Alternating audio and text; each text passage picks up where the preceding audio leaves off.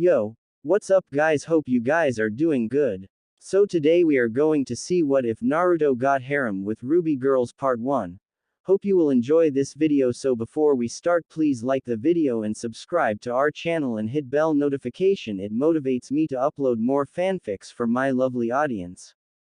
So let's get started. Not like this. Naruto didn't want to die like this. Not here, not alone, not bleeding out under the stars. And yet here he was. Here was the price for his foolishness, for his humility. The battle was over. The war won. And his reward? A dagger in the back. Right through the heart. It was so cold tonight. He couldn't even feel his fingers anymore.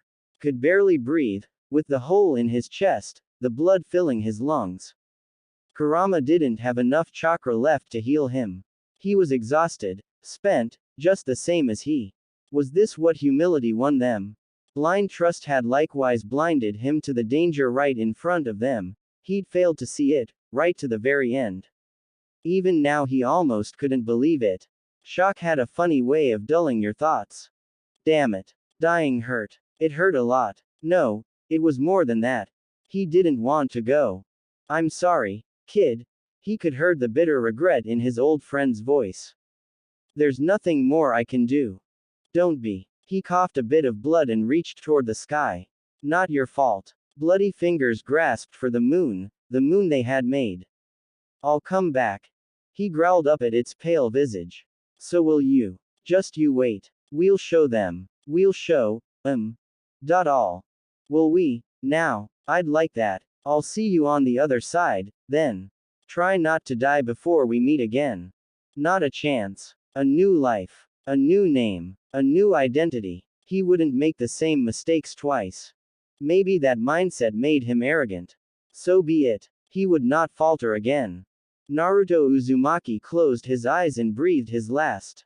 High above them, the moon shattered. 0.0.0.0. It's a boy. And his eyes snapped open. In an instant he became of several things: a white room, an awfully bright light, and several people staring down at him.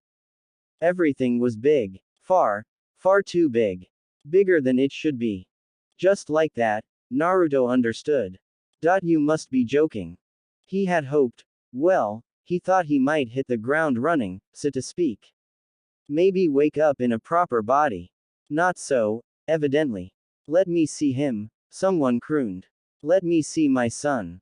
Faces loomed over him as the world shifted. Someone was holding him, a weary woman with bright blue eyes and white hair. Congratulations, Miss Willow, someone crooned. He's the very picture of health. This was his new mother, he supposed. At least she was beautiful. He's quiet. Even her voice was soft. Is he all right? No, he was not. This body was tiny and small and not at all what he wanted. He cast his thoughts inward, hoping Kurama would answer. The fox didn't, of course. Death had cut the two of them apart as surely as a hot knife through so much butter. Had he reincarnated as well? He hoped so. The idea of his one true friend being trapped in someone else's body irked him like nothing else. He wouldn't accept it. He refused to accept it. No one else was allowed to have Kurama. Then again, if he'd been reborn as human somewhere, well, misery loved company. If he had to endure this humiliation, then so should he. William. The woman holding began to plead with him, growing increasingly frantic when he didn't respond. My darling boy, please. Say something. Naruto bridled, indignation burning bright in his brain. William. What kind of name was that? Still, she looked so sad. With a put-upon sigh, he deigned to make an annoyed noise. That seemed to soothe the woman holding him. You poor dear. She unfastened the front of her gown. You must be hungry. Here. Naruto absolutely twitched. Just like that, the adults began fussing and cooing over him again. Left with no other recourse, he resigned himself to his fate. For now. He was painfully aware of everything around him as he had his fill. The frailness of his new form, his chakra burning in his chest like a raging inferno, and another, stranger power lurking within him. But above all, He felt the great gaping void where Kurama ought to be. It stung. Stung like nothing else. They say dying has a way of breaking a man, perhaps it had broken him. He wasn't insane, not by any means or measure. Madness would have been a blessing. That said, he certainly had far less patience for this sort of thing than he would have prior. Willow, he could tolerate. She'd brought him back into the world. But the others kept yapping over him like a band of dogs, no, like a pack of mongrels. The word slipped from his lips before he could think to hold it back. Not a baby's voice, but that of a young man, sharp and angry. A silence fell over the room. One of the doctors broke it. Miss Willow. Did he just talk? Naruto winced slightly. Had he? Oops. He did it again. Willow gasped suddenly and held him tighter, her entire body quivering. I think the other one's coming. The doctors went work quickly. One of them spread her legs again. Push. Miss Schnee. Another reedy cry split the air, not his, and the fax pause was soon forgotten. There she is. The doctor cried. It's a girl. She's healthy. Naruto blinked bleary eyes, brought up short by the sudden revelation. He had a sister. No, a twin. Well, that was certainly unexpected. Unexpected, but not unwanted. He'd always wanted a sibling in his first life. It would have made everything so much better. He couldn't see her at this angle, not properly, but he could sense her all the same. She seemed quite normal. Not Kurama, then. Pity. He would have enjoyed teasing him had he been reborn a girl.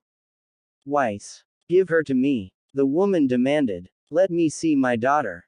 Naruto sniffed, made somewhat indignant by the simple name. And then, quite suddenly, there she was. Just like that, he found another small, swaddled pink form tucked against him.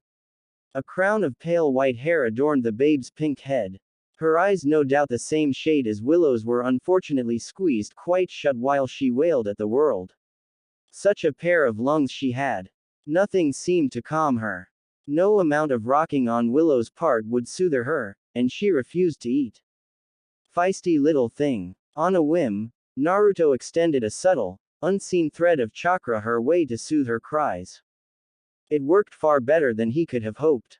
Weiss jolted in Willow's arms. Her eyes snapped open, terribly startled.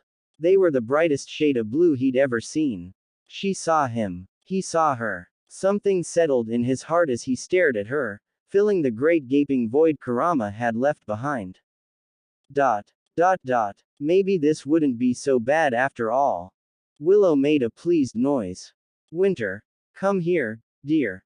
Say hello to your siblings. A tiny face poked over the bed, bright orbs sparking with curiosity. Belatedly he recognized the white hair, pale visage, and blue eyes. Dazed though he was at the moment, Naruto immediately saw the family resemblance. It was impossible not to, and he nearly recoiled despite himself. He had a big sister. This winter, he was beginning to sense a trend with the letter W here, couldn't be more than 5 years old, and she had all the sheer, boundless curiosity of a child her age. A pale finger stroked the top of his head. They're so small. Winter tutted and nudged her hand away. Of course they are, dear girl. But here came the doctors again, kicking up a fuss, wanting to check him and Weiss, make certain he was healthy, run a battery of tests. Naruto's senses might be sharper, but so too was his temper. He'd had quite enough of these people pawing over him. He wanted to be left in peace, damn it. Something shifted deep inside him. Enough. A white glyph shimmered into existence over his head and swatted the nearest doctor aside. The poor fellow struck a wall and slid down it, insensate. Winter gasped, looking at him like he'd grown a second head. That worked all right. It sent the other mongrels scampering away with their tails between their legs. Moreover, no one wanted to touch him or Weiss. Good. Let them fuss and fret over what they'd seen here today. No one would believe them. After all, babies didn't talk. They certainly didn't unlock their semblance only a few minutes after their birth. No, nonsense, of course not. Willow laughed and held him close. My darling boy, you're going to be absolutely brilliant. Naruto didn't cry. On the contrary, he did quite the opposite. He laughed. Point zero point zero point zero. Ozpin fought down a sudden shudder in his tower. Why do I have a bad feeling about this? How little he knew. Point zero point zero point zero. There was something terribly wrong with the Schnee family. To be fair, Naruto realized that rather early on, he simply wasn't able to act on it until he was 5. By then he at least had some semblance of control over his body, enough to know when it would and wouldn't fail him. Unlike this family, which was precisely why he felt things needed to change around here. These days, the Schnee manor felt cold, sterile, hollow and empty. It should be a thriving bastion of life, home to a happy family, not a place of sadness and sorrow. He had few fond memories of this place. The last 5 years had not been kind. And he knew why. He caught sight of himself in a mirror as he walked by and shook his head. He'd become one of smartest people in Atlas, not arrogance but simple undisputed fact, and he saw the signs all around. He'd used these last 5 years well, learning and training where a child would be playing. He'd been 18 when he died the first time and his mind was relatively intact, so he put it to good use, learning everything he could. Death had not broken him per se, but it had hardened his heart in some ways. In his first life he'd been foolish, and likewise made foolish mistakes. In his haste to save everyone in arm's reach, he'd all but rushed to his own demise. He wouldn't make the same mistake twice. This time he would save those he deemed worthy. No more, no less. Jacques was not worthy, not in the least. That wretched weasel cared precious little for his children, only the family name and the lien it brought him. Nothing more. He was too busy trying to weed out his competitors and turn a profit, to care of the enemies he was making, Faunus and otherwise. He'd warned him about that once. Jacques hadn't heeded his words. Why should he? To him, wealth, fame, and power were all that mattered, clinging to his past glories and lording his accomplishments over others like he was some kind of king. Such a mongrel. A true king did not cling to such things, and Jacques was no king. Willow was teetering on the edge. She'd begun drinking last year after a nasty argument with father, and hadn't been the same since. She was his mother. He wanted to help her. He did, but despite what she'd said to him at his birth, she'd been such a disappointment lately. Winter. Well, he'd begun to nurse a grudge against his dear sister. She was going to leave. Take the easy way out. Abandon them for the military. Flee to the once place where Jacques couldn't touch her. Unacceptable. Utterly unacceptable. You didn't forsake family. Certainly not when they needed you. Yet she seemed prepared to do just that. Weiss, at least, was worthy. She was him, and he was her. They were twins. Two halves of a greater whole. She understood him, just as he did her. She worked for her accomplishments, she earned her skills, practicing dutifully every day, be it her singing or her semblance practice. Soon she'd graduate to using proper steel. Soon, but not yet. No one could trust a 5-year-old with live dust. He was curious to see what she would become, what direction her semblance would take. Sage only knew his had already diverged down a different path. But he digressed. In the end, everyone else in the manor was wrapped up in themselves, in their own little world, the cowards. They couldn't see what was happening around them. They didn't want to. They didn't care for one another, not for him, and they certainly didn't care for Weiss. They were blind. No longer. He would make them see. Even if he had to drag them to the light himself. Cowards died so many times on the inside, and each time they lost a piece of themselves. Became lesser. But not him. He would give nothing up. He would be worthy of his new name. And besides, all this conflict pained Weiss, hurting her more and more every day. So he did what any reborn brother would do. He took charge. 0.0.0.0. You've had enough. Willow raised her head from her desk, bottle in hand, and squinted through bleary eyes. Through swimming vision, She spied a crop of white hair. Something ugly curdled in her chest. Jacques. Of course it was Jacques. Fury burned beneath her breast at the sight of her so-called husband, searing through her pleasant stupor. What more did he want from her? Hadn't he already taken enough? Her duty, her identity, her very pride. He'd broken her. Their marriage was a baited hook, a lie, a sham, one she'd swallowed and summarily choked on. Had he come to demand another child of her? She had nothing left to give. It was too much. Too painful. No more. No more. Her head kissed the desk again. Leave me be. He sniffed. I will not. Leave. She burst out of her seat, rounded on him with a shriek, and swung her bottle, braining him with it. Dot. Dot dot. Such was her intent. Instead, a hand caught her wrist. Gently yet firmly, holding her in place. No more drinking, mother. Wait. That didn't sound like Jacques at all. You're cut off. Mother. With that, her bleary vision finally cleared and she saw him. It wasn't Jacques at all, but her son. Her son. Her boy. Her brilliant baby boy.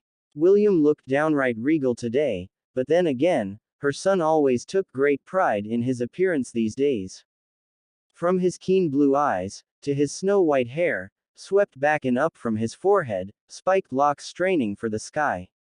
She rather liked the new look, a far cry from the untidy mess he'd once had.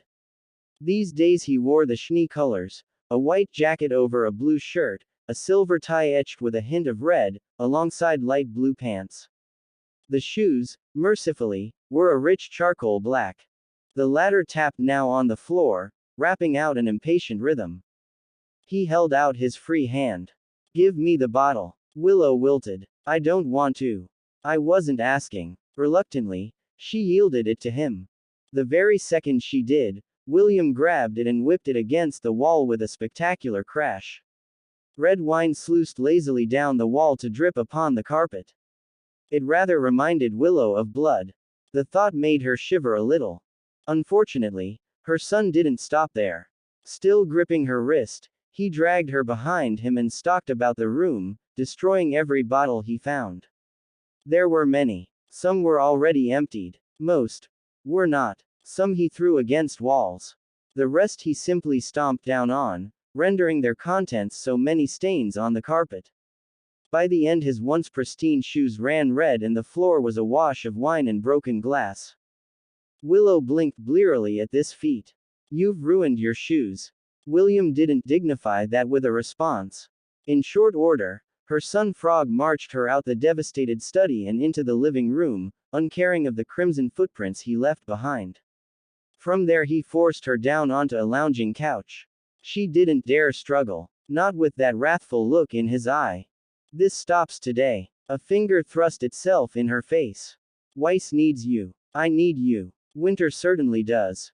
But no buts. A horde of white glyphs briefly bloomed at his back and she glimpsed the teeming weapons within before he mastered himself. Stop feeling sorry for yourself. We need you. If only it were that easy. You don't need me. I'm a wretched mother. I've left you all alone. A host of indescribable emotions flashed across her son's face. For a moment, she wondered if he would actually attack her. Eventually, he settled on anger again. I know you have. I'm not blaming you for that. You had your reasons. He laid a hand over hers, stroking her knuckles gently. But you can't stay like this. His fingers gripped hers. He wants you to be like this. Broken. Defeated. Miserable. She goggled at him. What do you want from me? I want you to stop drinking. Her son declared sternly. I want you to be the woman you were when I was born. We want our mother back. I can't do that. Yes. He disagreed. You can. I can't. She babbled back. Your father's ruined me. Don't do it for him. Her son smacked her hand, causing her to jump. Do it for us. The best vengeance is in living well, not sinking down into this pit of misery. You're not alone. We're here for you. And who knows? An eerie gleam flickered through those blue orbs as he smiled at her. Jacques won't be around forever. Accidents happen all the time. William wasn't implying what she thought he was implying. Surely. Certainly not. Dot. Dot dot. Still. Maybe he was right. Jacques was a wretched, wicked worm, but these were her children. She could at least make an effort for them. I'll try. She hiccuped. I know you will. He stepped in to give her a quick hug, one she found herself returning. Trust in me. I won't let you drink yourself into an early grave. His piece said. Her kingly son stalked away. Willow blinked, somewhat taken aback by his abrupt departure. Where are you going? He clicked his tongue. Don't ask questions you already know the answers to. He was going to beat some sense into Winter, then. She almost pitied her wayward daughter.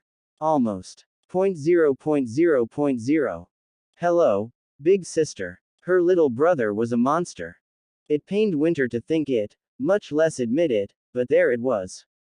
However human William Schnee might appear to be on the outside, she knew her little brother was anything but. She'd known it the moment she'd laid eye on him, and he'd only proved her right as the years went by. Little brothers didn't unlock their semblances moments after their birth. Little brothers didn't have a silver tongue capable of swaying anyone to their side. Little brothers certainly didn't ambush her in the middle of the night and pin her down like some wild Borbatusk. William. She grunted at the little devil currently sitting on her back, wedging her body between the fractured stones of the courtyard. Let go of me.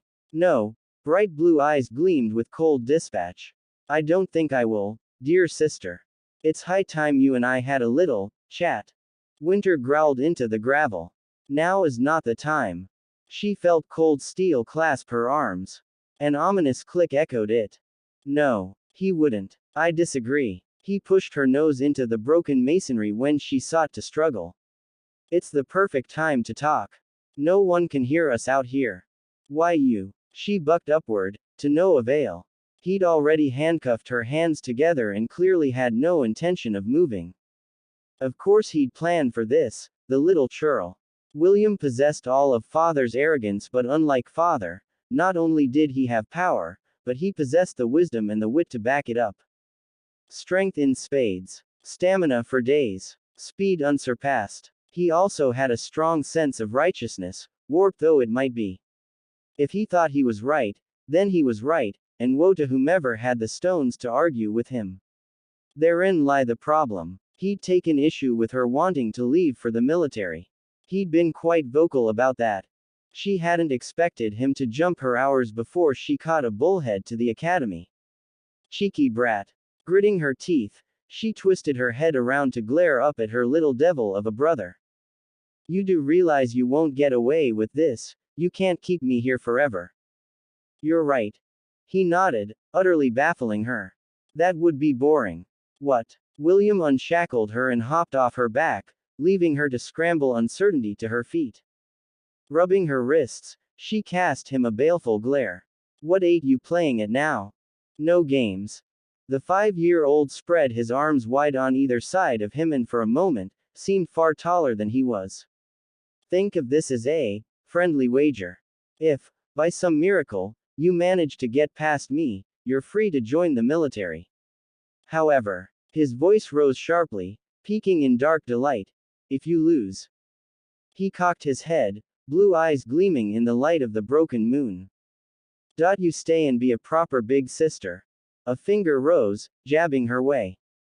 Become a huntress here in Atlas if that strikes your fancy or what have you, I don't care. But you don't join the military. Winter considered his words for a moment, regarding her sibling's kingly mien as one might a sleeping Goliath. William was, in many ways, broken. Although he possessed the hereditary Schnee semblance much as she did, he couldn't summon the foes he defeated. Yet for all that, he had no problem using it in other ways. He'd unleashed his imagination and that made him all the more dangerous. But to think he could best her alone, such foolish pride. Countless glyphs burst into existence at his back.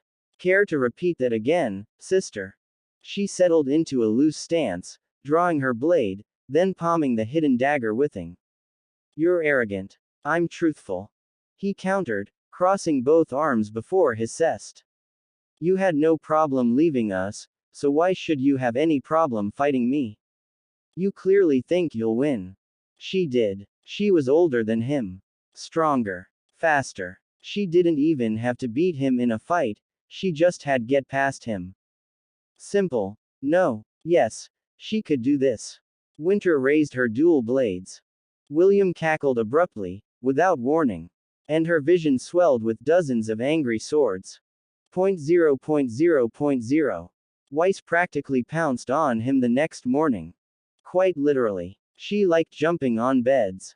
Who knew? Not him. William. He awoke to her shouting his name, practically shaking him to and fro. Winter's staying. Did you hear?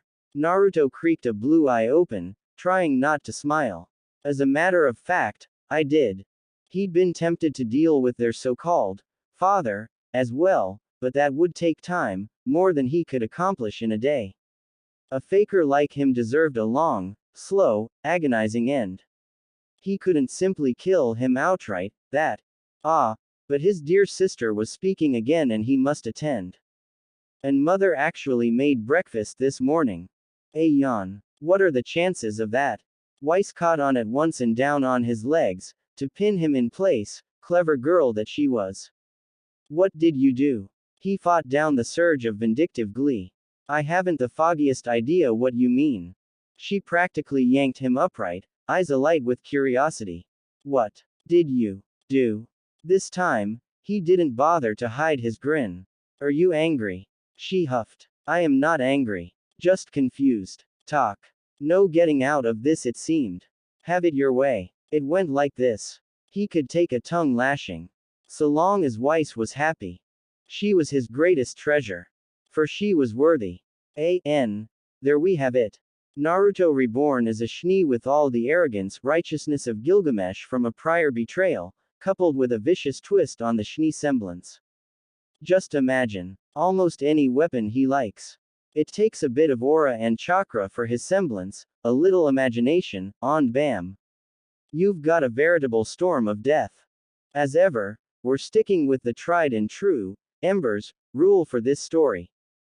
If folks don't like it, well, it won't be continued. So speak up. Make yourself heard. Your voice matters. That's no joke. I have very little time to write these days, so feedback plays a large part in this. Daily updates ensure that I'm constantly busy working on one project or another. I cannot afford to stop and write something that folks don't like, if only because I feel that would a cold disservice to those of who have stuck with me for so long. So in the immortal words of Atlas, review, would you kindly, and enjoy the previews, potential ones, I suppose. Granted, some are far off. Warning, warning, warning. Spoilers await you. Ye be warned. Previews. Checkmate. Weiss reared back in surprise, regarding the chess pieces arrayed before her. How? You're not going to beacon. Neither of you. It began with a snicker. Weiss knew that noise well, just as she knew what was about to happen. Wisely, she took a step back. And well that she did, for her brother's snicker soon enough it became a chuckle, followed by a wry laugh, then an outright cackle. Her brother palmed his face and threw back his head, covering his eyes with one hand, shoulders shaking as he quivered with mirth. William was her twin, her older brother, technically, born 9 seconds before her. Her other half, both like her and so unlike her. He favored grandfather in many ways, from his mild blue eyes to his crisp white hair, right down to his choice of weaponry and armor. He was in every way a knight. No, to call him such was an insult. Remnant hadn't had a king in centuries, but her brother had the bearing of one. It showed now, as he laughed at the top of his lungs. Father flushed. Why are you laughing, William? Stop that. Stop that at once, I say. Stop laughing at me. I can't help myself. You're no father of mine. You're even a man not really. You're just a mongrel. William possessed the Shnee semblance, just as she. One might think he was slow in all that armor.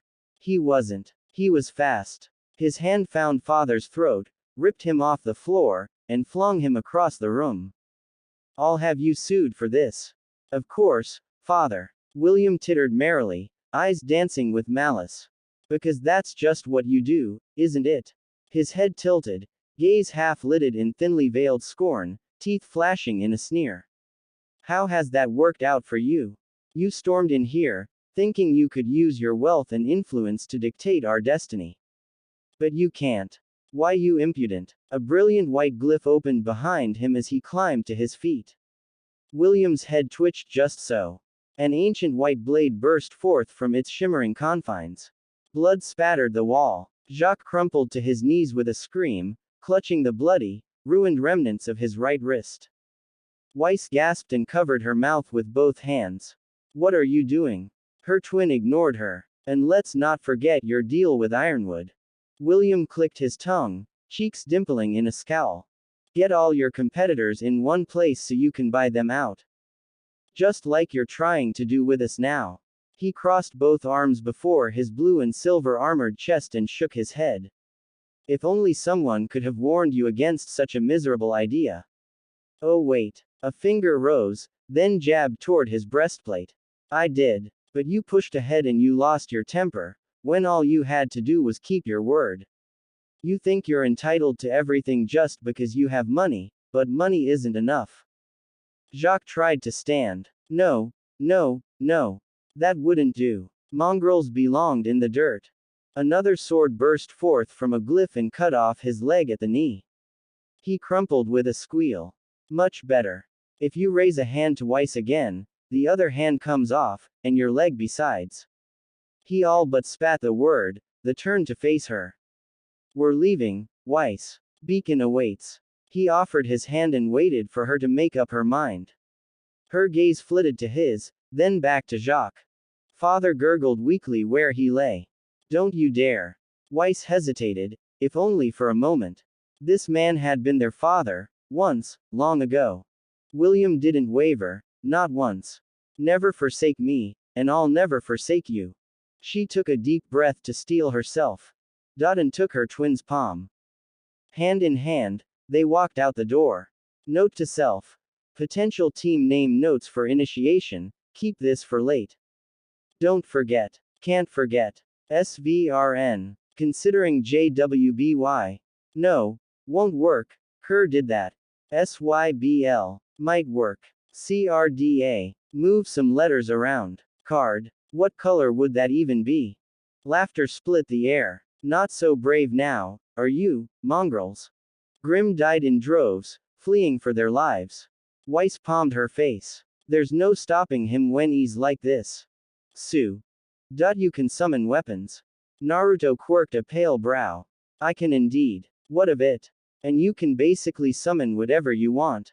Any kind of weapon. Like, heroic weapons.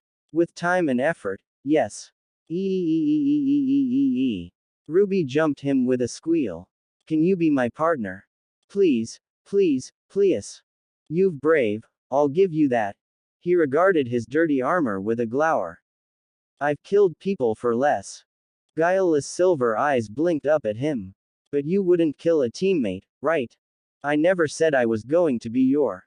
Please, please, please. Too cute. Well, you certainly don't lack for confidence.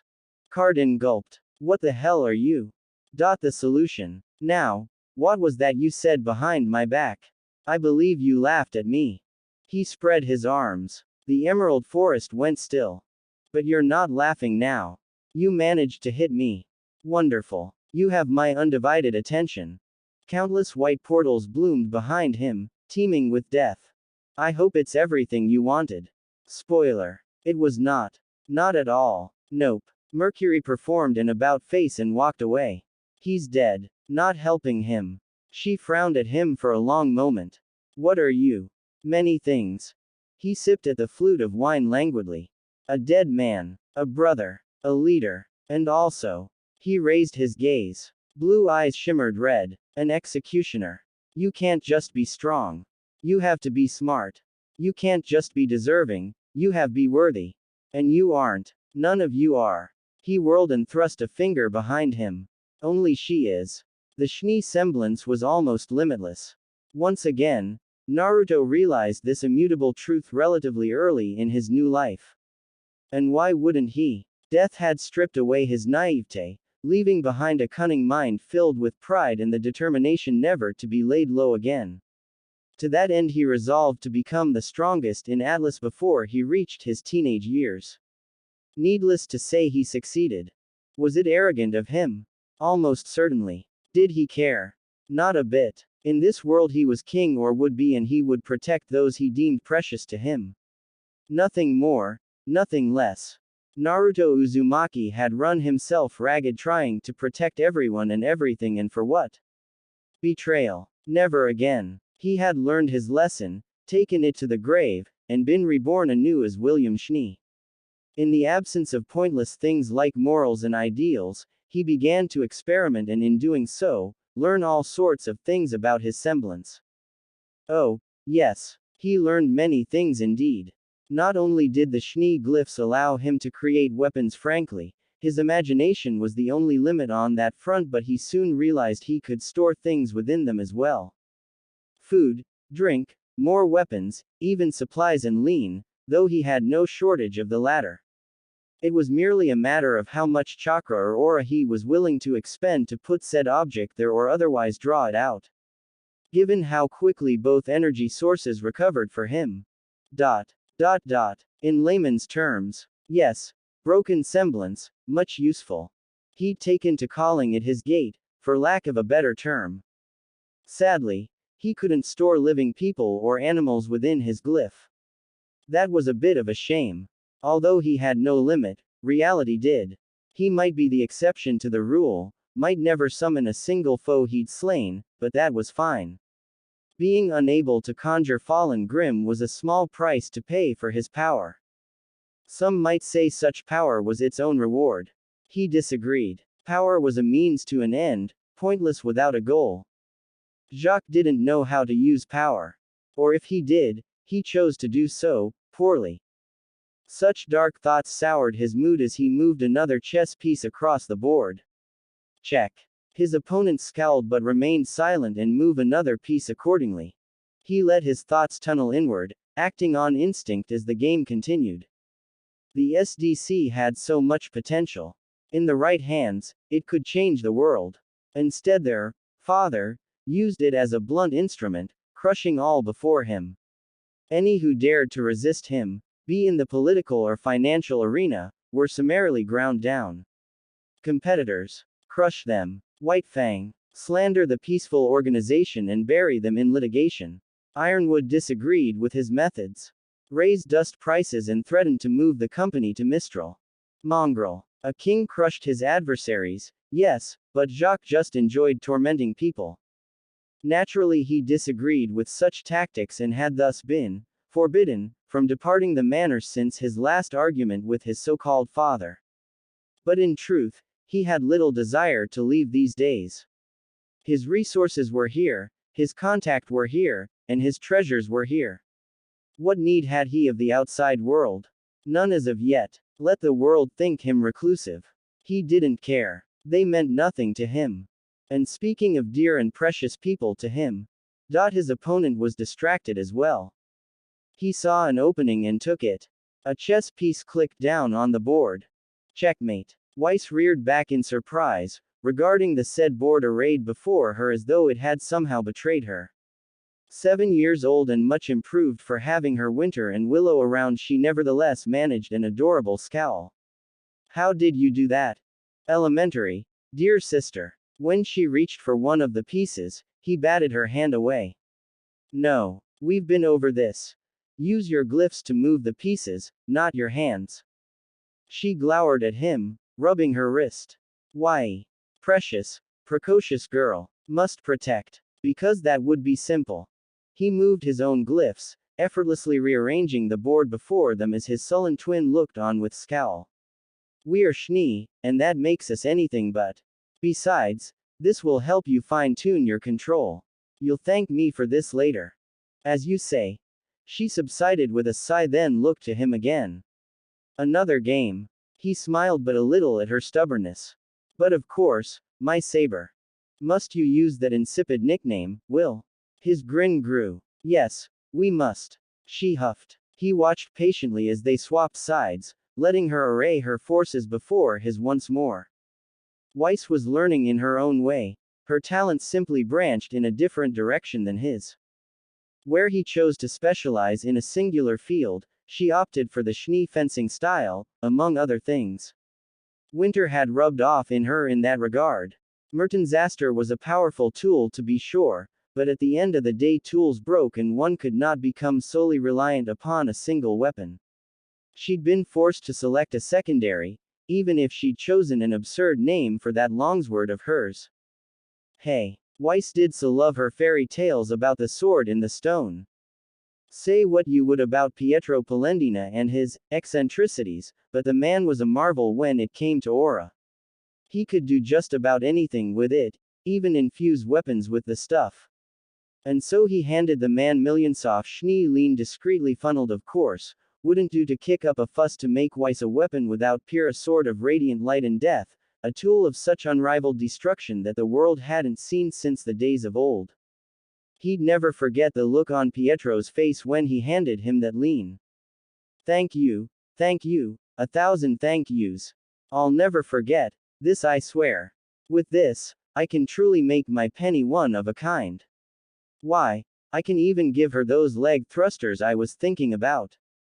Pietro's penny project would benefit from their generous donations tenfold, and one day, years from now, he would create a truly sensational girl. He had said something about making him and Weiss honorary siblings to this penny of his. Amusing. He'd have to see where that project went in the future. But that was another story. A little more lean greased Pietro's palms and soon enough he went to work a weapon of his own as well, even better than hers, a terror that would have made Karama proud.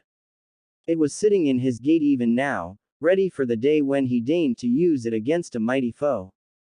And through an act of simple greed, he changed the world. But that, too, was another story. Hence, Weiss had become his little saber, much to her chagrin. Despite her gripes she did him proud. His twin she would be a fine warrior someday. She just needed a bit of encouragement and a supportive shoulder to lean on every now and again. He'd give her whatever she needed. Belatedly, he noticed Weiss was still fiddling with her chess pieces. You're taking your time, sister. Would you rather we spar? No. The panic in her eyes both delighted and annoyed him in equal measure. That's quite all right. You'll never improve if you don't fight, Weiss. She sniffed, no doubt perceiving it as a light. I can fight. You can. He granted her a grave nod, in a controlled environment. She lifted her chin. I killed that Armagigas just the other day. I was even able to summon it afterward.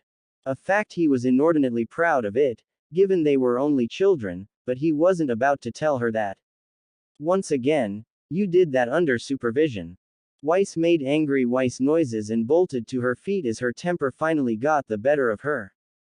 Fine. Let's fight. Right here, right now. Naruto stood slowly, taking his sweet time. Ho. His smile made her nervous, he could tell. Feeling brave. Some of the courage flickered from her eyes. Why yes. Really. She was just too adorable sometimes. Ha. Naruto closed his eyes, threw his head back and cackled at the ceiling. For once his mirth wasn't feigned. Very well. I'll gladly trample you and make you stronger. She could be so proud, so defiant, so fierce, but also fragile, not just in body, but in spirit. They'd have to work on that. One day she would encounter something she would have to face alone. When that day came, would she be ready? He must make sure of it. Who knew when their paths might diverge? He'd happily help her, but he wouldn't always be here to hold her hand. He had the idea of commissioning armor, but that seemed pointless until they left for Beacon. Something to consider at the very last. In the foyer, then. She smiled a little. Father won't like that. Good. Anything that irked Jacques was his cup of tea. He strode forward and she hastened after him. A thought occurred to him as they made for the entrance. Don't use your secondary sword. Weiss glanced at him out the corner of her eye in return. So long as you promise not to use that thing. Naruto laughed again despite himself. It might be entertaining to use that here, but doing so would likely level the mansion and half of Atlas besides. That would hardly be sporting now, would it? He could use another, less powerful relic he supposed, but which one? He'd made a habit of collecting and creating all sorts of weapons within his semblance. Which to use, which to use? Weiss pushed a door open ahead of them and belatedly, he realized they'd arrived.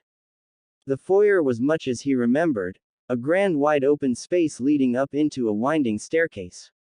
Plenty of room to range about here, with not a soul to hear. A grand statue of an Arma-Gigas watched over them near the stairwell, much like the one Weiss had slain. He granted it a wry grin and walked by, having a feeling she'd summon her new toy the moment their bout started. She stomped past him, heels clicking across the marble floor. He counted 9 steps before she whirled to face him. Weiss drew Murdenaster in a flourish of steel. Aren't you going to use your weapon? Naruto crossed both arms before his chest.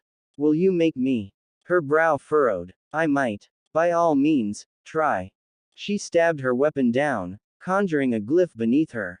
An armored arm dragged itself out, followed by another, hauling a great towering behemoth into existence. He could have easily interrupted the summoning and she knew it, because a hand swept out, conjuring a wall of ice between her and him. He made no attempt to breach it with his gait. Mentally, he ticked down the seconds and made his plan. Weiss didn't give him much time, she'd grown faster with her summons. In less than 3 seconds her knight emerged to face him. Naruto watched it loom over him, sword in hand. A fresh peal of laughter burst forth from him as the Arma-Gigas surged forward at full tilt. Some might see that as rude, but it wasn't, not really. He just couldn't help himself. He was so damn proud of her. After all, she'd single-handedly defeated this thing a full 10 years earlier than she would have in another life. She would only improve from here on out. But as he knew, pride came before the fall. Perhaps a little lesson in humility was in order after all. He could have blasted it apart with a hail of weapons, but where is the fun in that? A bout of inspiration came to him just then. He stabbed a hand into one of his glyphs, emerging with a simple metal buckler over his right wrist. Weiss saw it and balked at the small thing. Is that all you intend to use? It will serve. Have you lost your mind? He didn't deign to respond further. The knight's icy broadsword filled his vision. Naruto parried it. The sweet sound of steel striking steel was music to his ears, more so as her knight lurched back, weapon arm going wide. He leapt up and drove a fist into its chest, knocking it flat on its back. Weiss was on him the moment his feet touched the floor, surging forward on a road of white glyphs. Fast, but not fast enough. He parried her as well and swept her legs for good measure, sending her sprawling head over heels. She was quick to right herself on one knee. He watched Murdenaster flick his way, and felt the gravity glyph ripple into existence beneath his feet. He looked down and quirked a pale brow. You do realize I can attack you without moving, right? I know. Her smile was smug. That was just meant to distract you. Her loyal Arma-Gigas rushed him again while he was distracted. Portals met it, glyphs blooming from the ether. Its sword swung down for his head, intent on shattering his aura. Only to find its limbs snared in lengths of frozen chain. Ah, the good old Uzumaki bloodline came in clutch once more. Or perhaps that was a leftover blessing from Kushina Mom, meant to protect him in this strange second life. He didn't know, and frankly, he didn't care. The chain were his last line of defense and nigh unbreakable by even the mightiest of foes. And mighty or not, the knight wasn't getting through that. Its sword hung only inches from the back of its head. Naruto glanced backward at it with a smile. So very close. It strained against him, to no avail. For all its strength, it couldn't get through. Weiss clawed her way back to her feet with a hiss. You said you'd only use the buckler. I said it would serve. For now. He wagged a finger at it. And I made no promises for your champion. He thought about drawing another weapon to use against the restrained knight, then thought better of it. Sometimes the classics were the best. He raised a hand, fingers clenching into a cruel claw. Chakra ignited within, burning in a cold blue sphere. Curious. His semblance affected even his chakra. This Rasengan was cold. No matter. With a laugh he smashed the jutsu right into the knight's chest. Kushina's chains retracted swiftly and momentum did the rest. Back it went, smashing into a wall, where it dissolved into motes of icy dust, dust that fogged the air. Weiss lunged through them, Murtanaster thrusting for his face. That a girl. He turned aside with a wild grin and let it rake a harmless line against his cheek.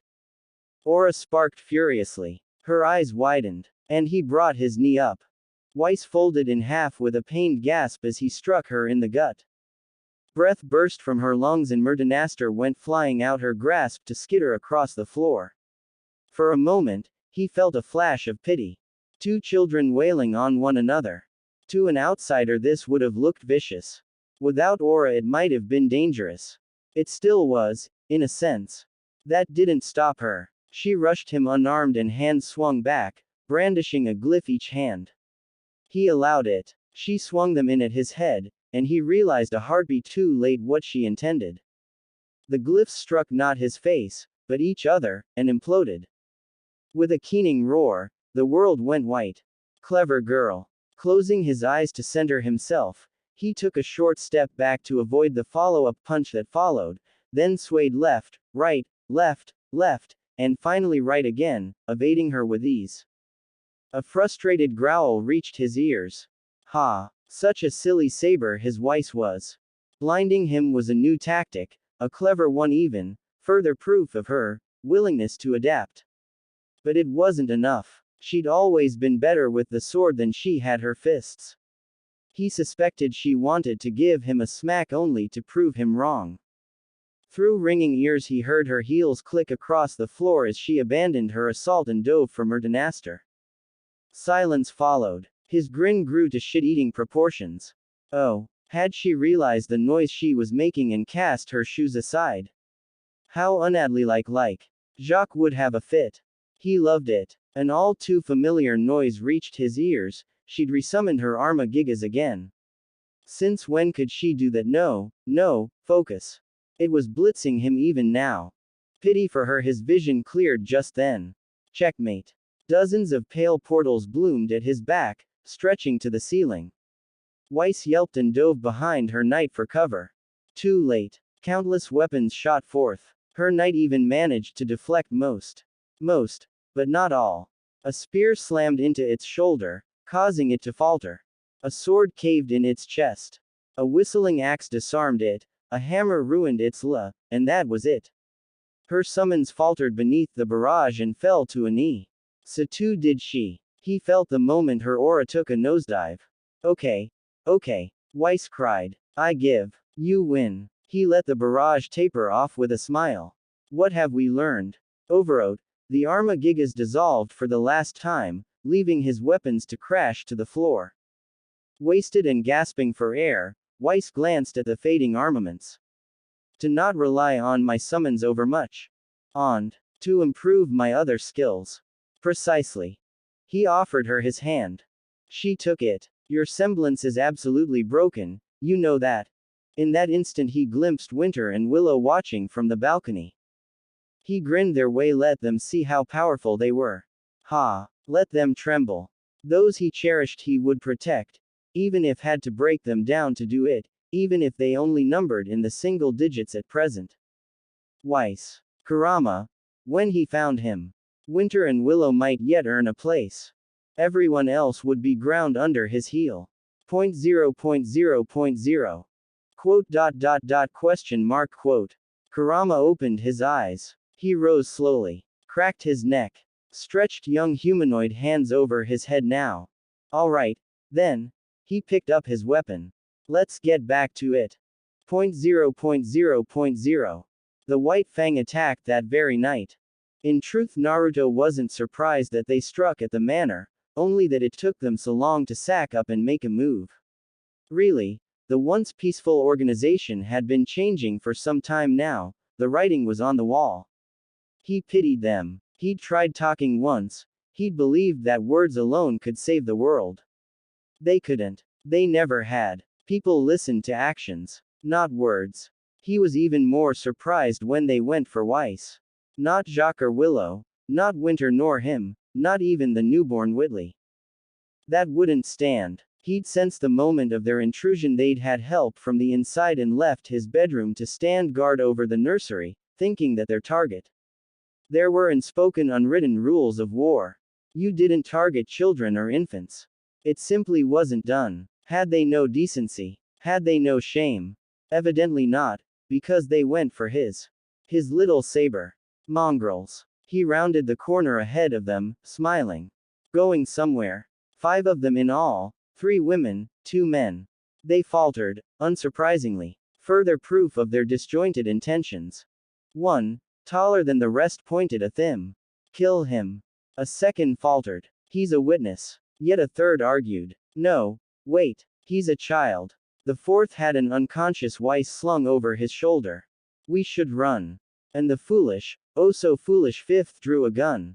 Not a chance. He's a schnee. Kill him. A gun barked. Pain snarled through Naruto's skull. His head snapped to the side. He'd have a nasty whelp come morning, as planned. You managed to hit me. He smiled as aura crackled. Wonderful. You have my undivided attention. Countless white portals bloomed behind him, teeming with steely death. I hope it's everything you wanted. Spoiler. It was not. Not at all. On scene. As ever, we're sticking with the tried and true, Embers, rule for this story. If folks don't like it, well, it won't be continued. So speak up. Make yourself heard. Your voice matters. That's no joke. I have very little time to write these days, so feedback plays a large part in this. Daily updates ensure that I'm constantly busy working on one project or another. I cannot afford to stop and write something that folks don't like, if only because I feel that would a cold disservice to those of who have stuck with me for so long. So in the immortal words of Atlas, review, would you kindly, and enjoy the previews, potential ones, I suppose. Granted, some are far off. Warning, warning, warning. Spoilers await you. Ye be warned. Previews. Note to self. Potential team name notes for initiation, keep this for later. Don't forget. Can't forget. Maybe it was time for Jacques to have an accident. So we meet again. I admit, I had my doubts. Ha. Of course you would. Not me. I never doubted for a moment. Edit. Warning. This preview is deliberately condensed to prevent spoiling a major event down the line. Sorry about that. Also verbatim from Gilgamesh vs. Enkidu. Read at your own risk. The reunion was an unexpected one. Neither planned for it. Neither expected it. And yet it happened. I'm happy to compare my abilities against yours for once. In more modern terms, I'm gonna go all out, Naruto. This reminds me of the beginning. A grin split his face, uncaring as the wind tore the words away. I'm sure you feel the same. The moment we died, the second we split. But now it's time for a celebration. White light built in his hands. Dark energy swelled in Kurama's palms. It won't be that easy. Show me you haven't gone soft while you walked with humanity. I've had hardships of my own. They grinned up at one another, words echoing one another's. Biju. Dama. The world erupted. We've both found a reason to walk on for our people, haven't we? Please. You have no need. You could destroy the world if you wanted. I have a duty to others. I can't afford to die from some interference. I'll flee for now. The great Kurama, running away. Kurama scratched his cheek. Must you call me that? Then we'll continue the next time we meet. Don't make that face. You're the one running away. Even after all these years, you still haven't changed. Consider this the final blow of the evening. May we meet again. Of course. I wouldn't be satisfied otherwise. You're not going to beacon. Neither of you. It began with a snicker. Weiss knew that noise well, just as she knew what was about to happen. Wisely, she took a step back. And well that she did, for her brother's snicker soon enough it became a chuckle, followed by a wry laugh, then an outright cackle. Her brother palmed his face and threw back his head, covering his eyes with one hand, shoulders shaking as he quivered with mirth. William was her twin. Her older brother, technically, born 9 seconds before her. Her other half, both like her and so unlike her. He favored grandfather in many ways, from his mild blue eyes to his crisp white hair, right down to his choice of weaponry and armor. He was in every way a knight. No, to call him such was an insult. Remnant hadn't had a king in centuries, but her brother had the bearing of one. It showed now, as he laughed at the top of his lungs. Father flushed. Why are you laughing, William? Stop that. Stop that at once, I say. Stop laughing at me. I can't help myself. You're no father of mine. You're even a man not really. You're just a mongrel. William possessed the Schnee semblance, just as she. One might think he was slow in all that armor. He wasn't. He was fast. His hand found father's throat, ripped him off the floor, and flung him across the room. I'll have you sued for this. Of course, father. William tittered merrily, eyes dancing with malice. Because that's just what you do, isn't it? His head tilted, gaze half-lidded in thinly veiled scorn, teeth flashing in a sneer. How has that worked out for you? You stormed in here, thinking you could use your wealth and influence to dictate our destiny. But you can't. Why, you impudent. A brilliant white glyph opened behind him as he climbed to his feet. William's head twitched just so. An ancient white blade burst forth from its shimmering confines. Blood spattered the wall. Jacques crumpled to his knees with a scream, clutching the bloody, ruined remnants of his right wrist. Weiss gasped and covered her mouth with both hands. What are you doing? Her twin ignored her. And let's not forget your deal with Ironwood. William clicked his tongue, cheeks dimpling in a scowl. Get all your competitors in one place so you can buy them out. Just like you're trying to do with us now. He crossed both arms before his blue and silver armored chest and shook his head. If only someone could have warned you against such a miserable idea. Oh wait. A finger rose, then jabbed toward his breastplate. I did. But you pushed ahead and you lost your temper, when all you had to do was keep your word. You think you're entitled to everything just because you have money, but money isn't enough. Jacques tried to stand. No, no, no. That wouldn't do. Mongrels belonged in the dirt.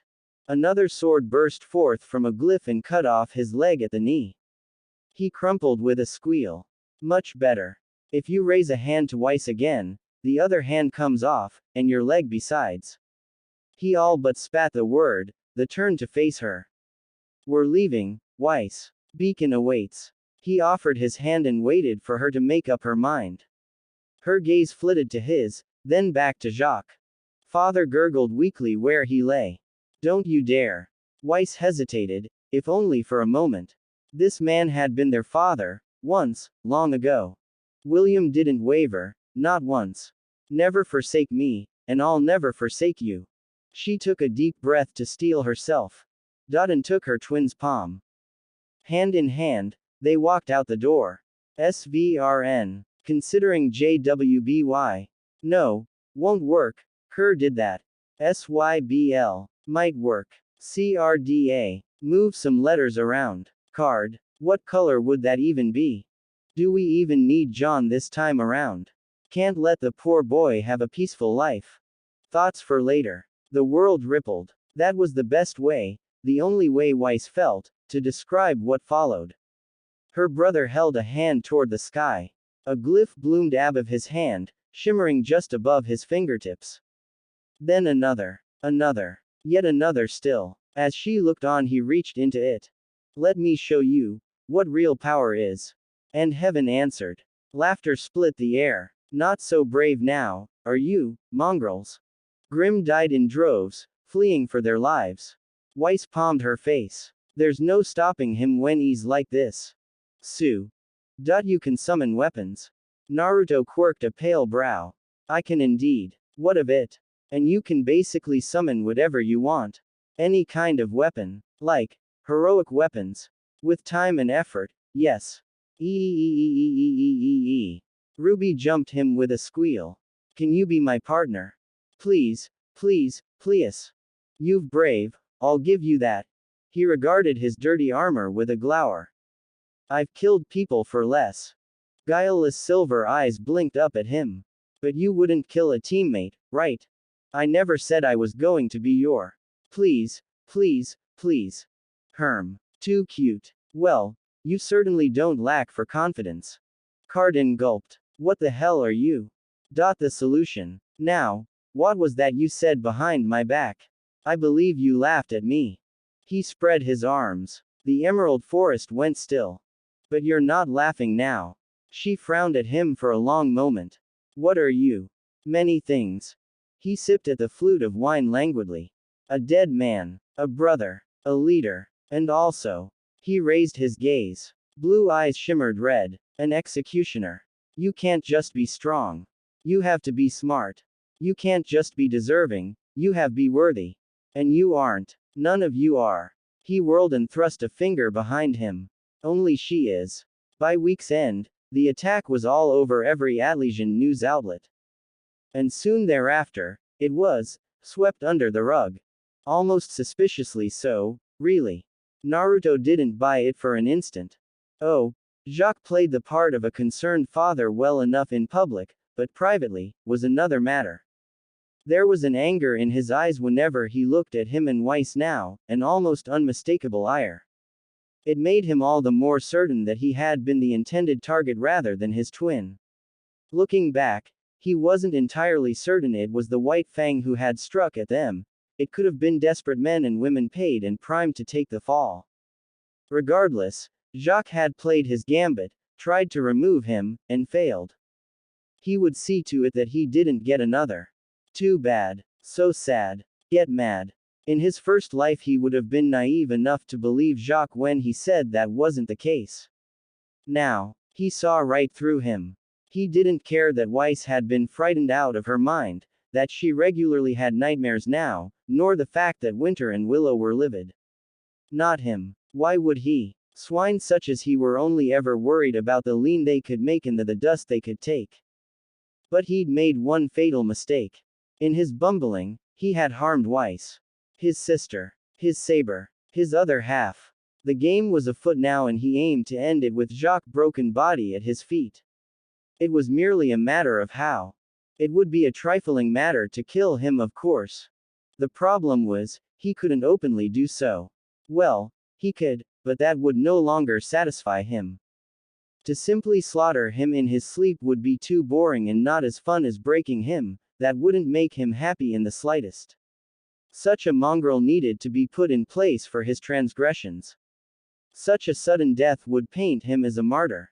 Such an abrupt end would leave the world mourning him. That wouldn't do, not one bit. He must pay. In blood and tears and lean, he would pay. He would learn what it meant to tangle with a king. Maybe it was time for Jacques to have an accident. But not a lethal one.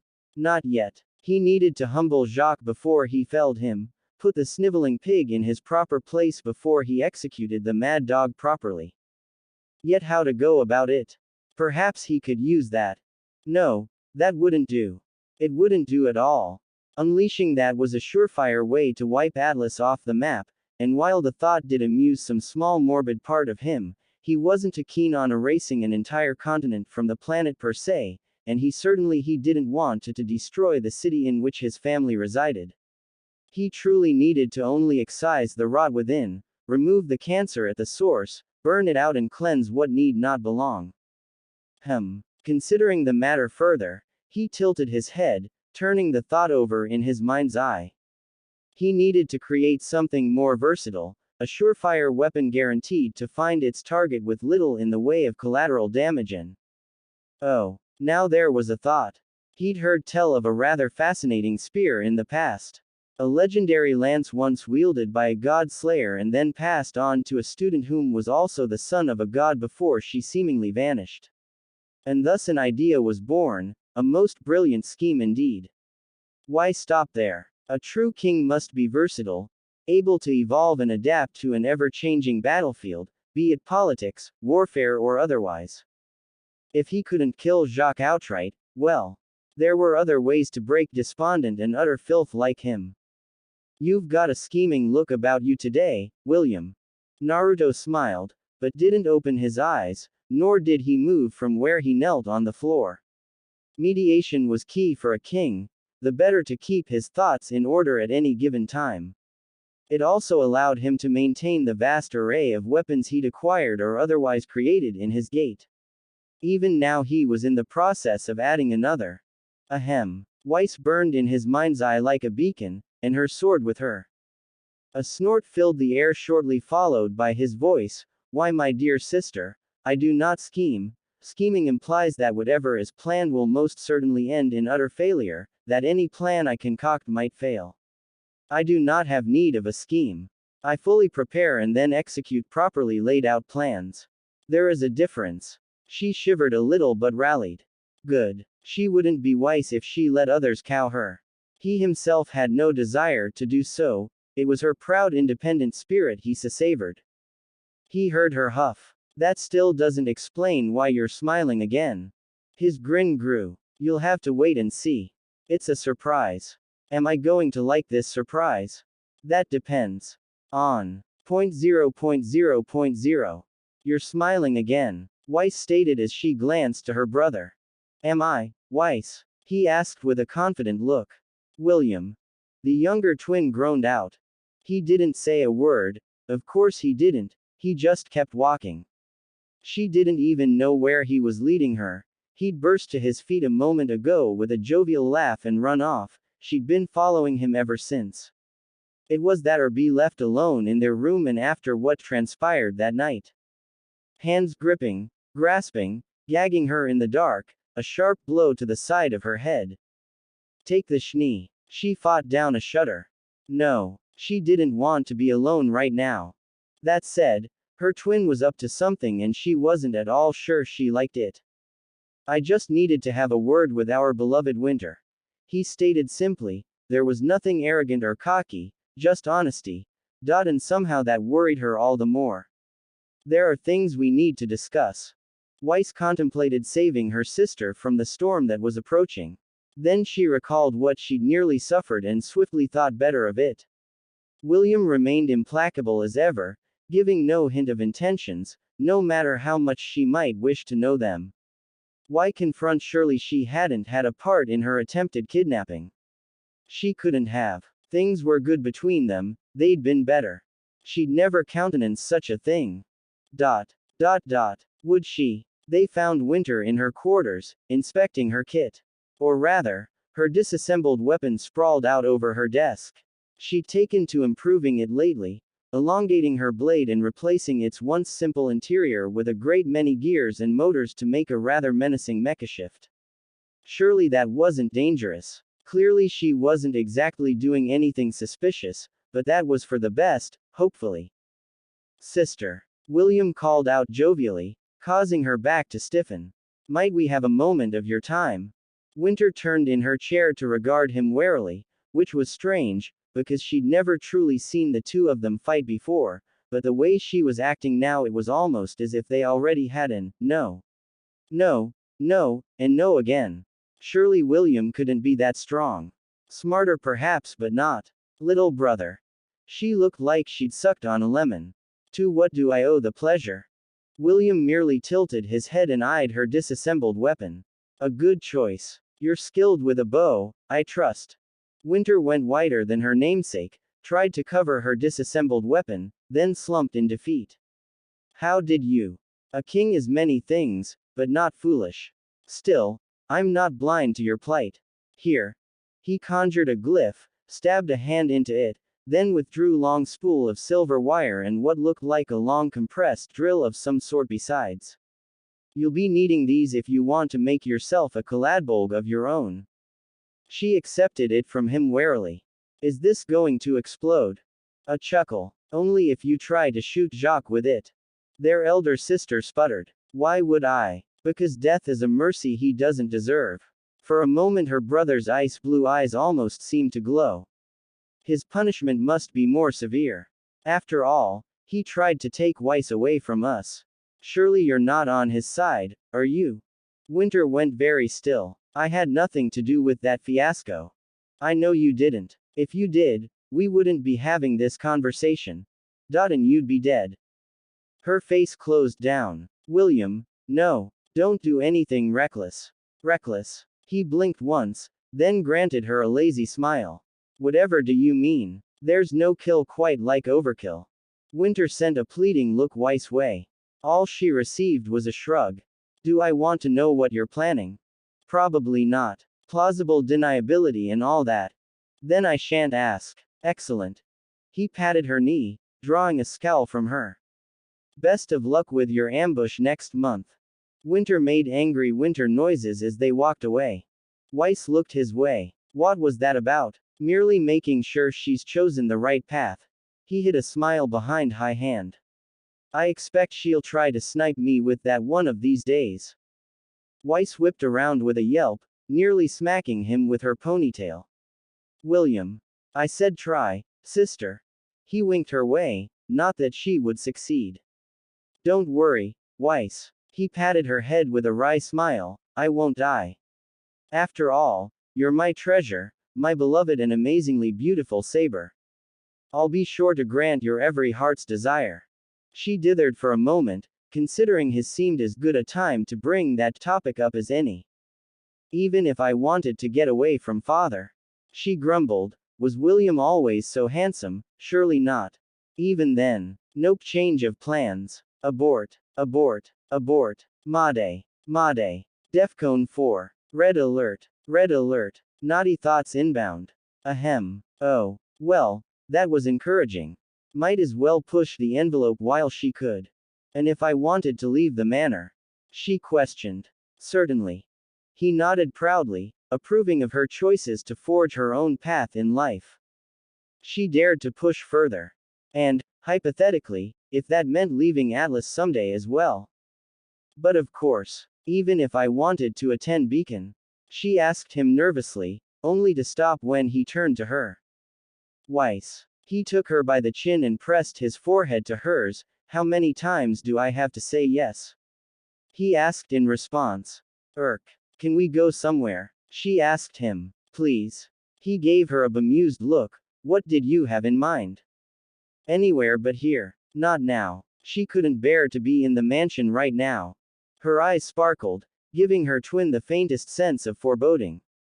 Well, now that you mention it. 0.0.0.0. Killing Grim in the snow. This is your idea of fun. I'm stressed, alright, I need this. Such a needy sister I have. Naruto heaved a bemused sigh, sidestepped a saber's lunge and casually carved it in half as it tumbled past. It hadn't even begun to dissolve before another took its place. He mowed that one down in a storm of blades and pivoted to catch a third with a glyph before it could bite down on him. There was no time to think or banter here, only fight, only the brutal release of the slaughter. Truth be told, it was a fine way to vent one's stress. He cut sabers down in droves, grinning all the while as Weiss danced past him, poetry in motion, a graceful white wraith weaving between shades of black, dealing death wherever she moved. Doubtless she'd add many more Grim to the ranks of her semblance today.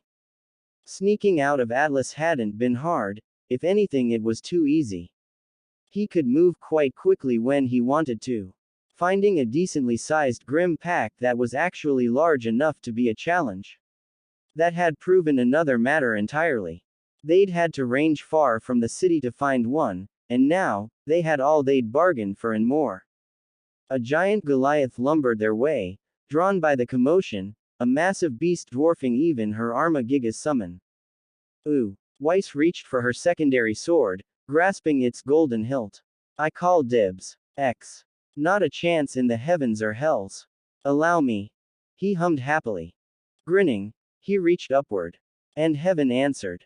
Let there be light. 0.0.0.0. Aha. A continent away, a reborn fox sensed it. He threw back his head and belted out a laugh. Kurama opened his eyes and looked toward the skies. There you are. Distracted as he was, he didn't see the shadow approaching his flank until it was much too late. 0.0.0.0. Weiss balked. Standing gingerly, She dusted herself down, wiping snow from her skirt. She, at least, was able to do so. Nothing remained of that grim he'd carved through, only a cackling crimson crater. William lowered his arm, still holding that awful weapon in his hand. Dodden laughed, threw back his head and cackled to the very heavens. Are you not entertained? Point zero point zero point zero. Worthless beast. Kurama grunted in annoyance as a blow rocked his head to the side. Weak. Momentum may move him, but he didn't feel pain. It had to be said, aura truly was a wonderful thing. Put a bit of chakra behind it and you could create some truly marvelous things. He should know. He'd made some marvels of his own during his tenure here. He'd been in this camp for so many days now, watching, waiting, observing. And now, he'd had enough. And today, he let the facade fall. Is that all you've got? The Schnee foreman came in swinging. Blue eyes drifted up to the weapon in his hand, if it could even be called such. The letters SDC burned out at him, a bright cherry red. He caught it, physically held the brand in his hand and smiled. A grin split his face. I promised I wouldn't cause any trouble until he revealed himself to the world. But I never said I wouldn't defend myself. The large man strained against him, eyes bulging, muscles heaving with all their might, to no avail. He found himself overpowered by a boy not even half his age, a wry scrawny little thing who looked like he hadn't had a good meal in weeks. He drank in their anger and fury and spite. Dodden laughed at them. Stings, doesn't it? He twisted the man's arm, producing a horrific crack that made the entire camp wince. Having all the power in the world, only to have it taken away. He stated softly, you think you hold all the power when in truth, you hold none. I once knew a man who shattered planets in boredom just for shits and giggles. This is pathetic even by my standards. His fingers flicked out and the foreman's arm fell to the ground with a wet splat. The foreman dropped to his knees, clutching the severed stump of his elbow with a shriek. He snatched up the man's brand before it could strike the floor, whirled, and slammed it into his backside. A shrill scream was his reward, an awful grating sound on his sensitive ears, but it was well worth it to bring the man low. So he branded him again. Right in the forehead. Because you see, he understood. He'd been the same once. A mindless mass of hate. All humans weren't to blame. Painting everyone with a broad brush stroke helped no one, it only made things worse. It was people like this who must be punished. Those who delighted in harming others. There was a fine line between justice and cruelty. Justice was standing up for others who were incapable of defending themselves and needed to be helped when those who sought to profit off the suffering of those whom they disliked or hated. Cruelty was enjoying the torment of those whom they decided they wanted to bring low. To make them break under pressure and keep them broken at any cost, regardless of if the person was good or bad. Kurama straddled that line now, swinging one leg over his victim to pin them down. They whimpered and that whimper became a scream as he pressed the searing brand into their face. Held it there now, humming softly as his victim began to scream. Flesh bubbled and melted like so much fat on the fire, bringing with it an awful stench and leaving the indelible impression of the SDC behind. A quick application of fire chakra to his hand ensured that the brand was soon burning bright again. You think you know pain, little man? He questioned the wailing human. You have no idea. But that's all right. I'm feeling generous today. I'll teach you what you need to know. Let the lesson begin. He muttered out as he cracked his neck, loud cracking filling the air as he rotated his neck in preparation of what was to come. Lesson 1. Never lower your guard. He slammed the brand into the man's neck, rendering his words a slobbering whine. Lesson 2. Don't be a prick. The brand scorched the portly man's gut, filling the air with the scent of burnt flesh. Lesson 3. Less talking and more screaming. The man was a gasping mess beneath him now. No, not yet. Not nearly enough. He crouched down before them and seized them by what little remained of their graying hair. Do you know the definition of insanity? He drew the words out in soft, sibilant hiss. The foreman whimpered and begged for mercy, trying to crawl away. PP please, I'm so sorry. I could tell you, I suppose, but you've already proven my point. Kurama snorted in annoyance, don't worry. I'm not going to kill you, I expect that would make you a martyr. No, I'm just going to teach you a lesson. He branded them afresh, reveling in the sizzle of flesh that followed. Why are you doing this? I'm human. This will bring all sorts of problems down on the Faunus. The man blubbered. You'll see. You're right. It could bring problems to the Faunus, he tutted softly. However, you are wrong in one assumption. You're not a man. You're a pig. And where do pigs usually go when they have no use in this world? That's right, the slaughterhouse. Now then. He leaned in, teeth gone sharp, eyes blazing red. 5 words followed, making his prey quiver. Let me hear you squeal. Credit where it was due, pig didn't pass out for a solid hour. Then again, he was probably too terrified to do anything else. From there, he moved on to the rest of the guards afterward and worked them over, one by one. It didn't even take a minute. Stepping over their unconscious bodies, he strode to the cages at the far end of the encampment. He hadn't been the only one to misbehave, merely the most recent. There were at least a dozen other Faunus locked within, many of whom reached out to him. He broke the locks, freeing them one by one, then moved to the final cell, smaller than the rest. Its occupant was barely alive. He reached in, grabbed the bars of their cell, and yanked. The door flew free from its hinges, sailing over his shoulder with a tortured squeal of metal. Casting it aside, he stepped into the gloom. A snap of his fingers conjured a sphere of golden light to his hand. And he saw. He immediately wished he hadn't. Golden eyes gazed up at him from shadows, set within a dirty face framed by dark hair. And 2 little cat ears twitching atop her head. She looked a proper mess. Clad in little more than rags, knees hunched up under her chin, bruised little shoulders quivering for warmth. A whimper parted her lips as he stepped inside and she scrambled backwards. No. The word tore out of her in a plaintive wail, rending his heart asunder. Not me. I'll be good. Please. I promise. It's all right. He knelt and offered her his hand. I look scary. I know. He ran a hand through his hair, stroking the wicked spikes jutting through his crimson hair. It's the horns. A rueful chuckle made her grimace. They make me seem fearsome. Sorry about them. But I'm not going to hurt you, I swear. The girl hesitated. Those golden orbs flicked to his, then the daylight beyond. You're safe, he reassured her. There's no danger. None will harm you.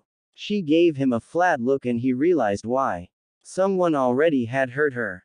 He could see her injuries, the scabs, the bruises, and other things. Someone had branded the little girl's neck just shy of her collarbone. He could see the ugly red letters of SDC standing out vividly against her pale skin. It looked fresh. The sight filled him sadness and sorrow, but more than that, rage. He was new to this particular camp, he'd no idea who she was or where she came from. Hopefully she had parents somewhere nearby. Preferably the live sort. He was nobody's babysitter. Almost on cue, tears gathered in her eyes. I want mommy and daddy. I wanna go home. Alright, that was progress. Where are you from? Menagerie. His eyes widened. That's a long way from home. She sniffled again. I wanna go home. Shit. Crying child. What to do? Utterly out of his depth, the reincarnated fox flailed for something anything to do, and seized upon the first solution he found. Laying one hand on her neck, he pushed chakra through his hand and into her scar. She cried out and tried to clamber back, but he held her shoulder firmly with the other hand until that ugly red welt began to fade beneath his touch, slowly receding until the wretched letters of SDC could no longer be seen. A bit of life came back to her, then. She made a curious noise and looked up at him, eyes very wide indeed. It's gone. How did you? Magic. He lied through his teeth, not knowing that those very words would come back to bite him later. Do you have any more of? Judging by the way the little girl winced, he expected there were other brands across her back and shoulders. More healing followed, the gentle glow of golden light swelling within the cage. Only once he was finished did he speak. What's your name? Blake. She hiccuped a little, too weak to stand. Did you beat the bad people? Poor choice of words. A rueful chuckle lifted his lips. Oh, yes. Beat, branded, and broken. I certainly did. How? She squinted up at him, emboldened by his deeds, but still nervous. You're not much bigger than me. Magic. He said again, unwilling to explain what he'd done or how. But. You don't have a weapon. Magic. That still doesn't. So full of questions, this one. I'm Adam. He offered his hand again, quickly now, before she could pester him again. Come with me if you want to live. To her great credit, little Blake Belladonna didn't hesitate for an instant. Tiny fingers curled around his, squeezing for dear life. He pulled her up and she latched onto him. And a bond was formed. A wild little. Blake appears. We've made it quite obvious who Kurama reincarnated as. Ironically, this is the OL Fox being nice. He's still sane. Just very driven. On scene. Would you like this bad boy to receive weekly updates? Yay or nay? As ever, we're sticking with the tried and true, Embers, rule for this story. If folks don't like it, well, it won't be continued. So speak up. Make yourself heard. Your voice matters. That's no joke. I have very little time to write these days, so feedback plays a large part in this. Daily updates ensure that I'm constantly busy working on one project or another.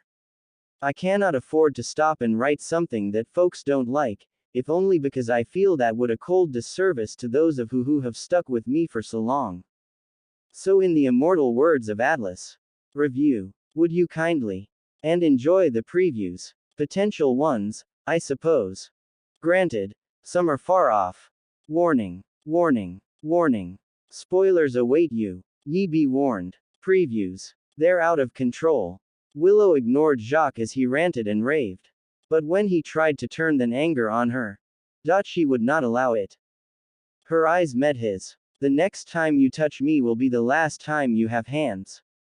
You dare insult me, woman. How had she ever let this little weasel of a man break her? You're nothing, Jacques. Our children could slaughter you in their sleep. Is that why you're so afraid? Mom. Who is Blake? Kurama had half a second to brace himself. Gira and Kali Belladonna hit him like an absolute freight train, swept him up into their arms and squeezed. Note to self. Potential team name notes for initiation, keep this for later. Don't forget. Can't forget. Blake followed him like a silent shadow. Well, maybe not so silent. Kurama sighed. This is my life now, isn't it?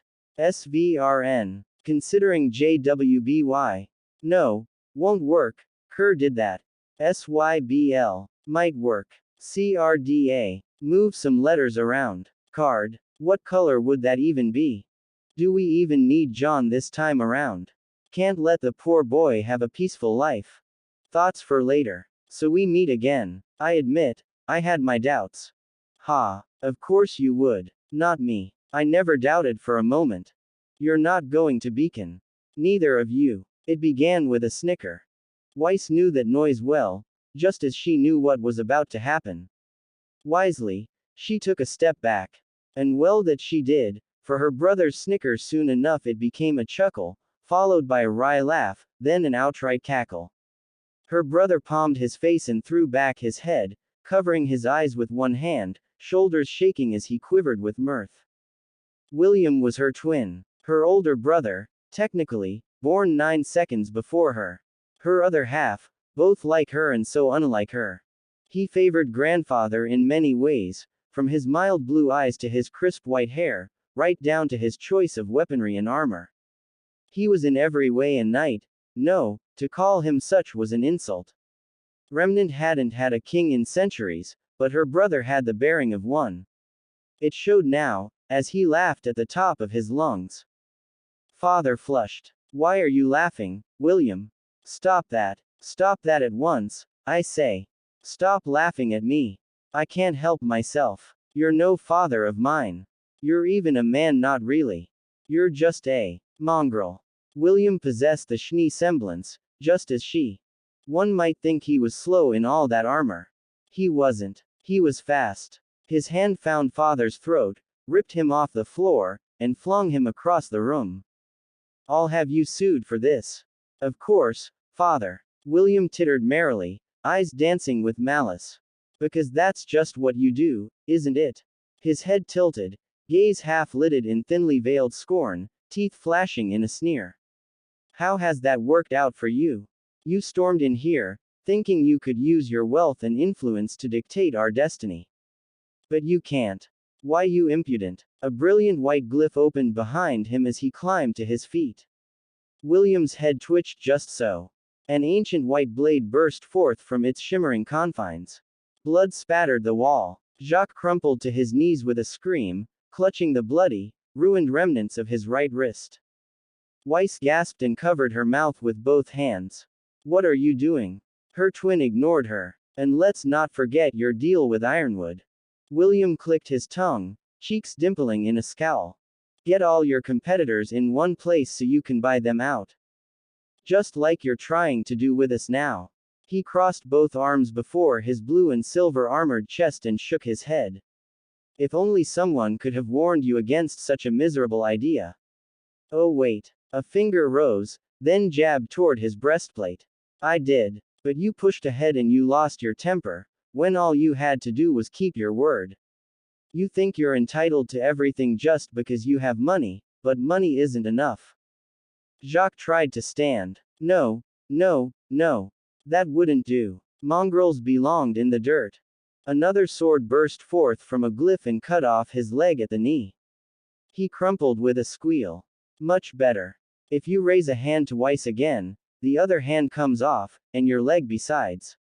He all but spat the word, then turned to face her. We're leaving, Weiss. Beacon awaits. He offered his hand and waited for her to make up her mind. Her gaze flitted to his, then back to Jacques. Father gurgled weakly where he lay. Don't you dare. Weiss hesitated, if only for a moment. This man had been their father, once, long ago. William didn't waver, not once. Never forsake me, and I'll never forsake you. She took a deep breath to steel herself. And took her twin's palm. Hand in hand, they walked out the door. The world rippled. That was the best way, the only way Weiss felt, to describe what followed. Her brother held a hand toward the sky. A glyph bloomed above his hand, shimmering just above his fingertips. Then another. Another. Yet another still. As she looked on, he reached into it. Let me show you, just what exactly real power is, in the hands of someone who controls it.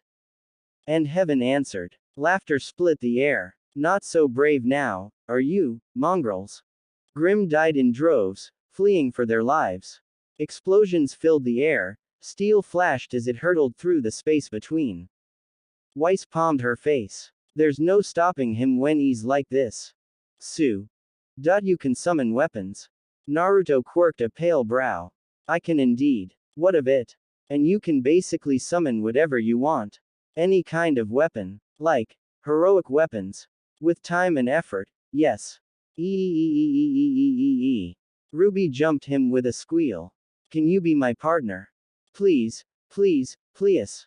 You've brave, I'll give you that. He regarded his dirty armor with a glower. I've killed people for less. Guileless silver eyes blinked up at him. But you wouldn't kill a teammate, right? I never said I was going to be your. Please, please, please. Herm. Too cute. Well, you certainly don't lack for confidence. Cardin gulped. What the hell are you? The solution. Now, what was that you said behind my back? I believe you laughed at me. He spread his arms. The emerald forest went still. But you're not laughing now. She frowned at him for a long moment. What are you? Many things. He sipped at the flute of wine languidly. A dead man. A brother. A leader. And also. He raised his gaze. Blue eyes shimmered red. An executioner. You can't just be strong. You have to be smart. You can't just be deserving, you have be worthy. And you aren't. None of you are. He whirled and thrust a finger behind him. Only she is. Edit. Warning. This preview is deliberately condensed to prevent spoiling a major event down the line. Sorry about that. Also verbatim from Gilgamesh vs. Enkidu. Read at your own risk. With a grin, William raised the strange weapon overhead, and seconds after the weapon, let out a roar.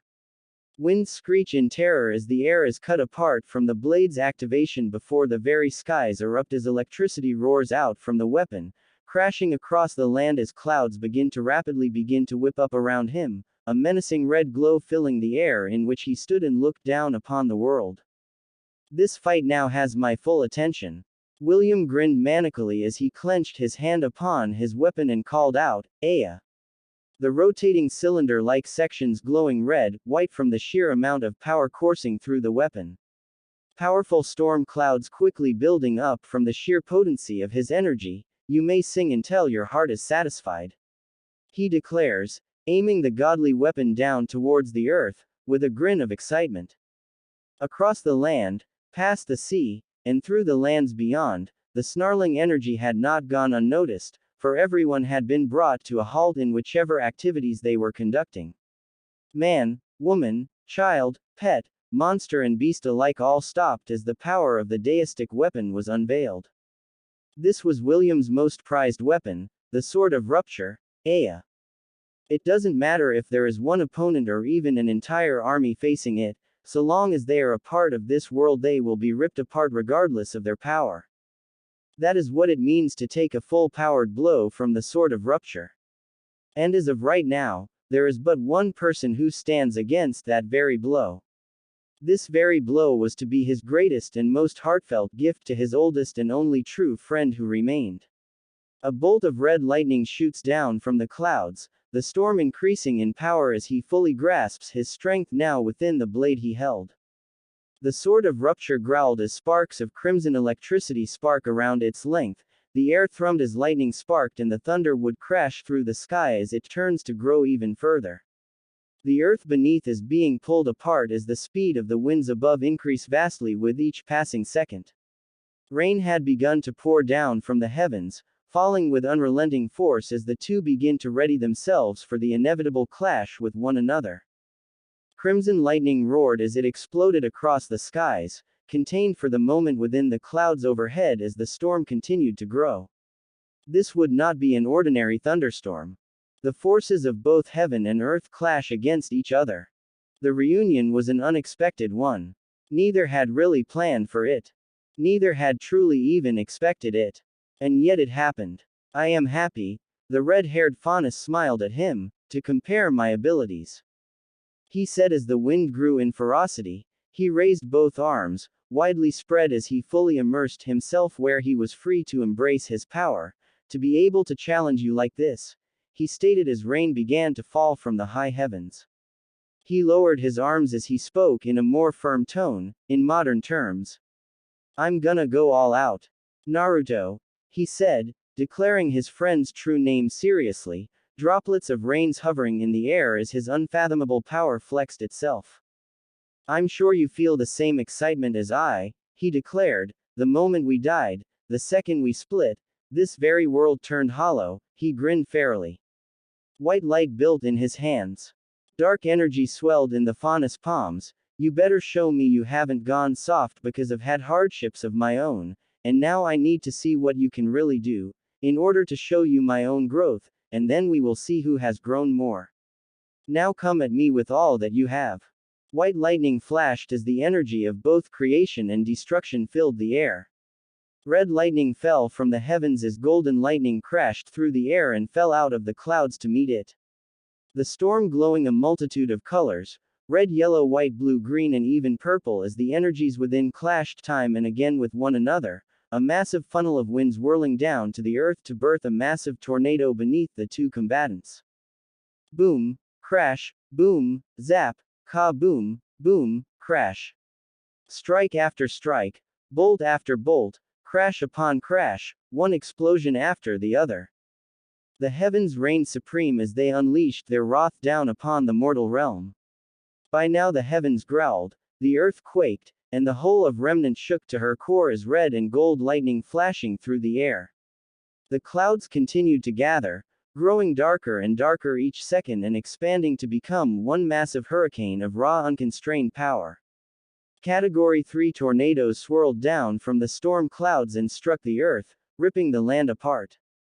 As this unfathomable power escalated further, a voice filled the air, a voice demanding that each and every person heed it, and all listened as commanded. William Naruto had began speaking in the tongue native to that of the elemental nations, from which none on Remnant save one other could ever hope to comprehend.